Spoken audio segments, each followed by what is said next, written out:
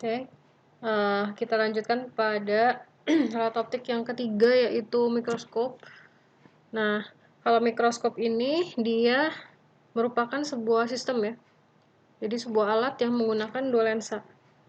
Nah, di sini lensanya lensa objektif, yaitu yang dia tempat diletakkannya misalnya atau diamatinya benda ya.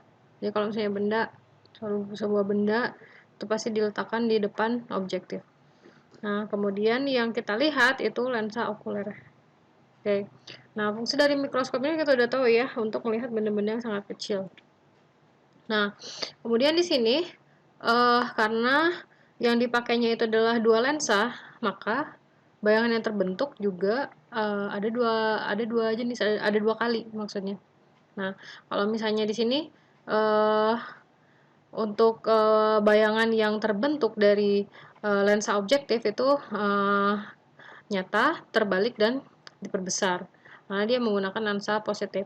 Nah, kalau misalnya pada okuler itu kan dia berfungsi sebagai loop ya, sebagai kaca pembesarnya gitu, atau untuk memperbesarnya. Nanti akan menghasilkan bayangan maya, tegak, dan diperbesar. Nah, tegak di sini adalah tegak dari ini ya. Jadi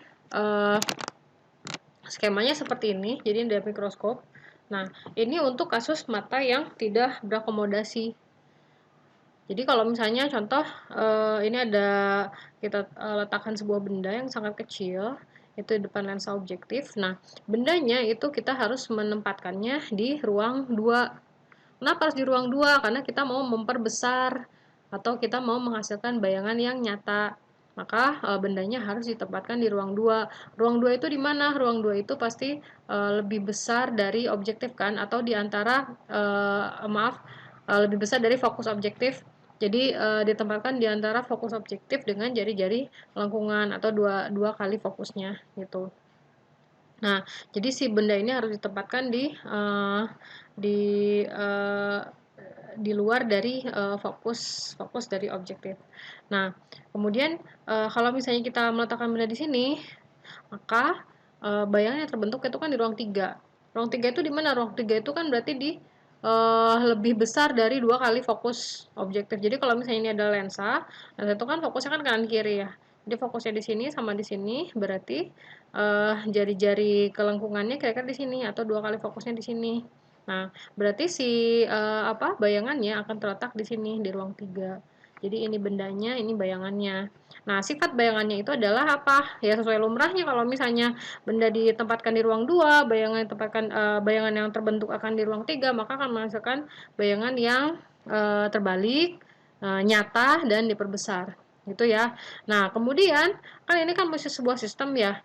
Nah, bayangan dari lensa objektif di sini ini menjadi benda lagi untuk lensa apa? Untuk lensa okuler. Jadi 2 kali ini. Nah, okuler di sini tadi kan berfungsinya seperti loop kan, atau misalnya memperbesar.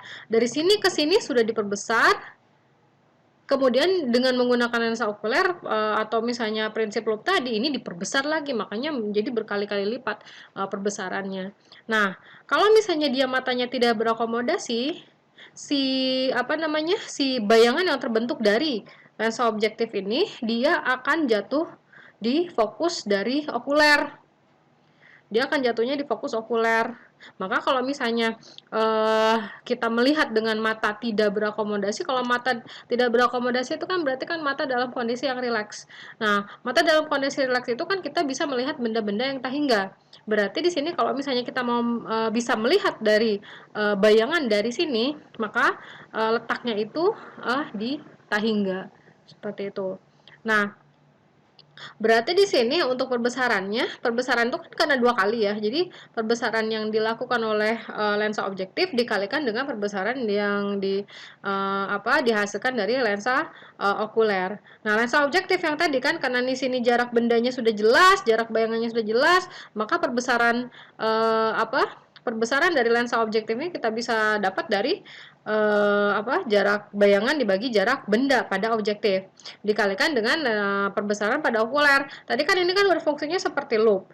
Loop pada saat mata tidak berakomodasi itu kan pakai SN dibagi fokus. Nah, fokusnya apa ya? Fokus dari okuler.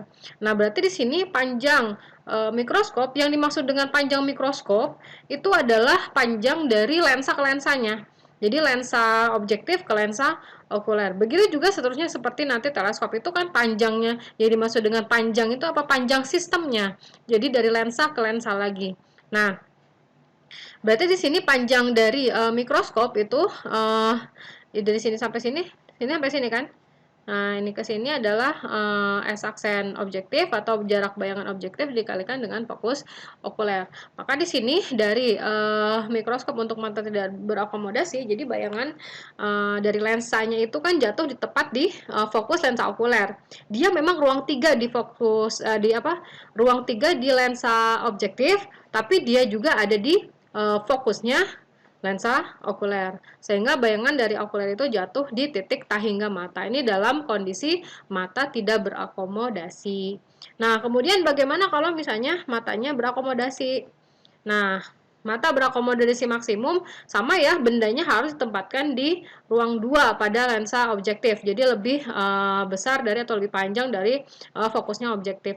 Nah, kemudian di sini bayangannya jatuh di mana? Bayangannya jatuh tetap di ruang 3. Di ruang 3 untuk fokus objektif. Misalnya di sini ya, ruang 3-nya ya. Jadi ini kalau misalnya ibaratkan ini 2 kali fokusnya di sebelah sini, maka ruang 3 ya bisa sebelah sini lah. Nah, ruang 3 di fokus di lensa objektif untuk bisa mendapatkan bayangan dengan mata berakomodasi, berarti kan bayangan yang dihasilkan harus bersifatnya tegak kan, tegak dan maya, tegak maya diperbesar. Nah, tegak di sini bukan selalu ini ya, definisi tegak itu bukan selalu dia itu arahnya ke atas gitu. Definisi tegak itu adalah searah dengan bendanya. Nah, jadi kalau misalnya ini bendanya ke sini, kemudian dibiaskan dengan lensa objektifnya akan menghasilkan bayangan terbalik dari sini. Nah, kemudian diperbesar lagi dengan menggunakan lensa okuler di sini berfungsi sebagai loop yang sifatnya tegak. Tegak dari siapa? Tegak dari ini. Jadi nanti bayangannya juga akan seperti ini gitu. Gitu ya. Jadi definisi tegak atau definisi terbalik itu tergantung dari awal bendanya, dari posisi bendanya. Ini kan nanti kan dia pada lensa okuler ini kan berfungsi sebagai bendanya. Nah, bendanya arahnya seperti ini, maka bayangannya juga akan seperti ini. Nah, berarti di sini untuk menghasilkan bayangan maya yang diperbesar tadi kan, ini kan berarti harus ditempatkan di ruang 1. Di ruang 1 mana? Ruang 1 pada lensa okuler. Jadi, berarti kalau misalnya ruang 1 pada lensa okuler, dia harus lebih dekat dari fokus okulernya. Jadi kayak gitu. Nah, berarti di sini ini kan mata tidak mata berakomodasi maksimum, ya kan? Mata berakomodasi maksimum berarti penglihatannya itu dia bayangannya terletak pada jarak titik terdekat mata atau 25 cm. Jadi di sini S aksen untuk okulernya sama dengan minus SN, di mana SN-nya itu adalah titik dekat mata yang kita kenal atau yang kita tahu sebagai 25 cm gitu. Nah, berarti di sini panjang dari mikroskop ini dapat dari apa? Dapat dari ini kan jarak bayangan objektif ditambah dengan jarak benda pada okuler. Jadi kayak gini. Nah, terus perbesarannya sama, perbesaran objektif dikalikan perbesaran okuler. Cuman di sini untuk yang objektif kan nggak masalah ya. Jadi jarak bayangan dibagi jarak benda pada objektif dikali di sini perbesaran okuler. Tapi di sini perbesaran okuler untuk mata berakomodasi maksimum yaitu SN dibagi fokusnya fokus okuler ditambah 1. Berarti di sini bayangan dari lensa okuler itu jatuh di titik dekat mata. Jadi kayak gitu.